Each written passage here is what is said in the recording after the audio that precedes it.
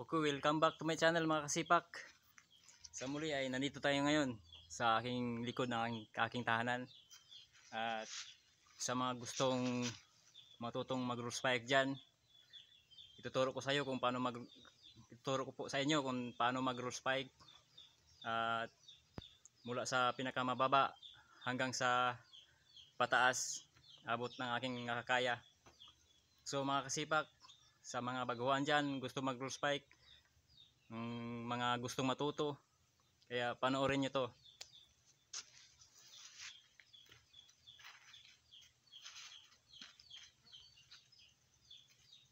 Una-una mga kasipak, ganito ang gagawin ninyo.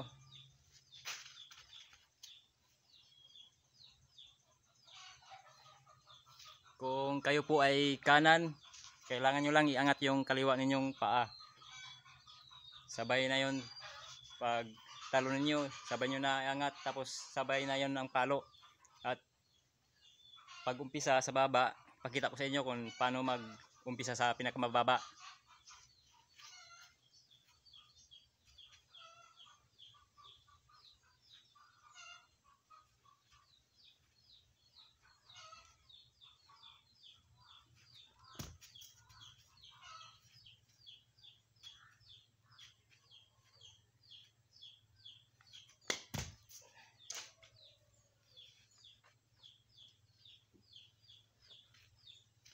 So yun mga kasipak, tatamaan natin. At taasan natin ng konti.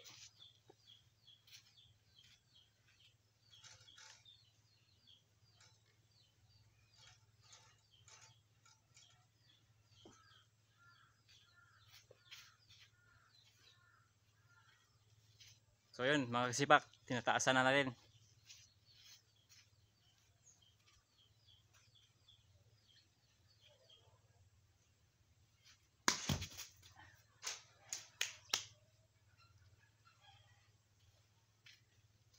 So natamaan natin. Dagdagan naman natin ang taas. Ganun lang gagawin nyo mga kasipak. Kung ano yung pinapalo ninyo, yun po ang inyong ilalanding sa lupa o ano man, o simento man. Pero sa mga baguhan, kailangan kayong mag-practice muna sa, kung gusto nyo, sa buhangin, malapit sa dagat, doon kayo mag-practice. Pag kaya nyo na, pwede na kayong gumawa sa, pwede nyo nang gagawin sa kahit saan. So dagdagan naman natin ang taas.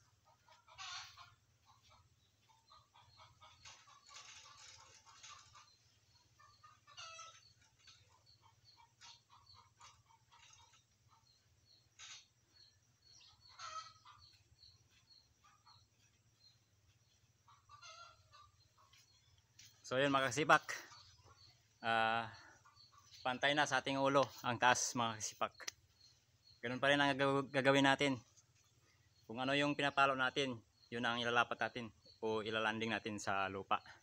At kailangan lang yung isang paa ninyo, pag talo ninyo, angat yan ang isa, tapos palo agad yung ipapalo ninyo para umiikot kayo ng maayos.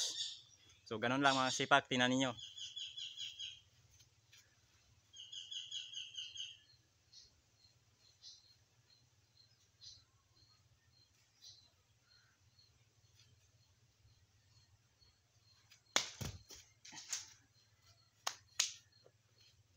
So yun mga kasipak, tinamaan natin. At dagdagan naman natin ng konti.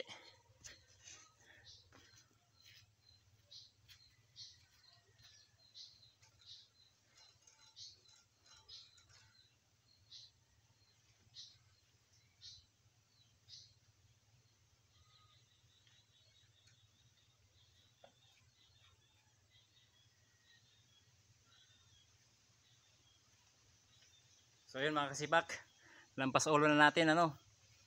So ang gagawin natin dito, kailangan na natin yung nakahiga tayo ng konti at lakasan natin ang talon at palo agad. Ganun lang mga kasipak. At huwag kayong kakabahan. Pero sa mga gustong matuto muna, huwag muna kayong gumawa ng ganito kataas.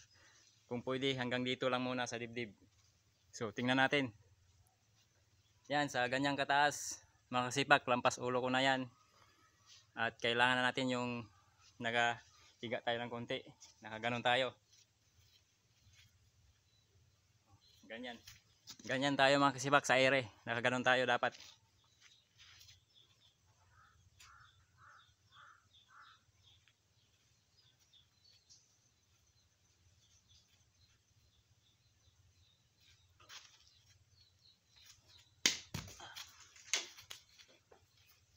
So yun, tinamaan natin mga kasipak.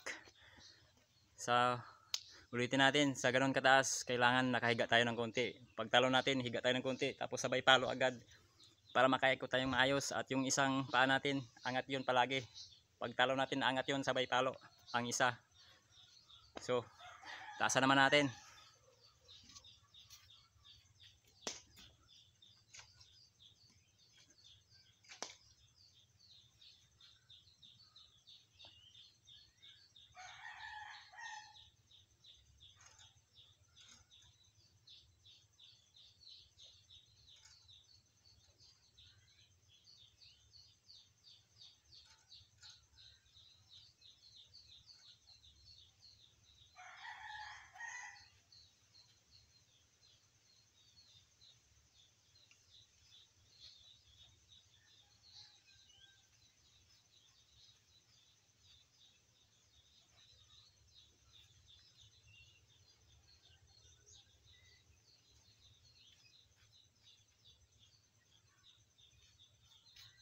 So yun mga kasibak, ayun, abot kamay na natin.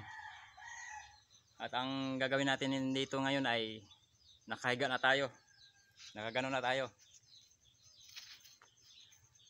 Tapos angat palagi yung isa, tapos yung ipapalo ninyo, palo agad. Kailangan lang malakas na talon.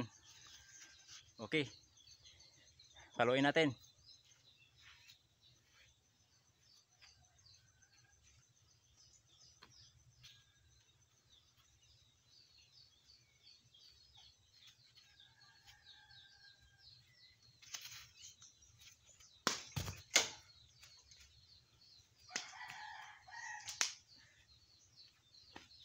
So yun mga kasipak, tinamaan natin. So pwede pa akong magdagdag ng taas dahil tulad sa akin ay marunong na at mga datihan na gumagawa na sa court na nagro-roll spike ako sa court. So sa mga baguhan, ulitin ko, huwag nyong gagawin muna ang taas. Kung kailangan hanggang dibdib lang muna kayo at subukan ninyong i-try yung talon tapos palo, nakaangat palagi yung isang paa ninyo, tapos yung ipapalo ninyo palo agad, talon palo agad para umiikot kayo ng maayos. Okay, dagdagan naman tayo ng taas.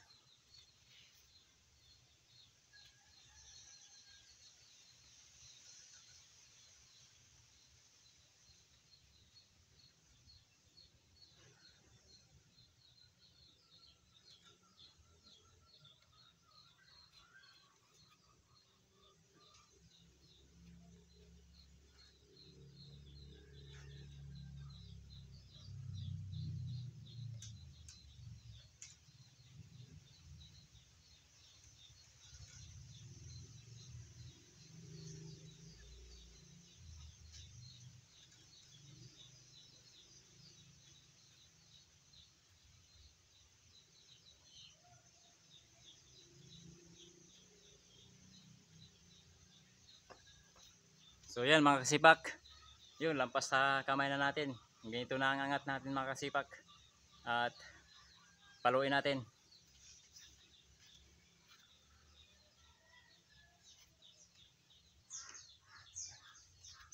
Kailangan natin ng buhilo mga kasipak. Buhiluhan natin ng talon.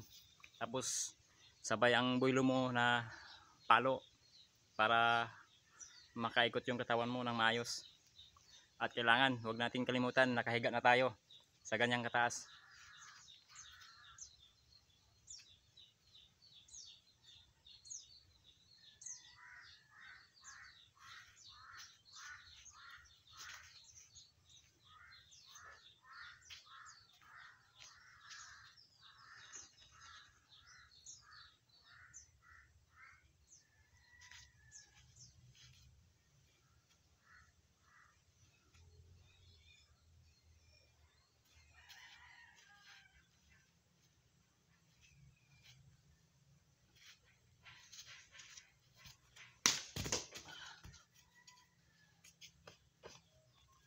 So yun, tinamaan natin mga kasipak.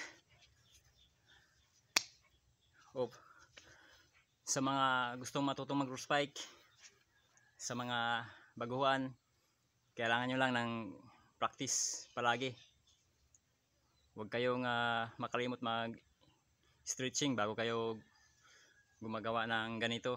Stretching muna kayo at mga 5 minutes.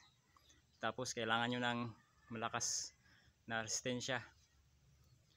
Tulad sa akin na ngayon 42 years old na ako, matanda na ako, pero itinuturo ko pa rin sa inyo ang paano mag roof spike. At so mga kasipak, ganun lang yun, huwag kayong makalimot at mag like, mag subscribe sa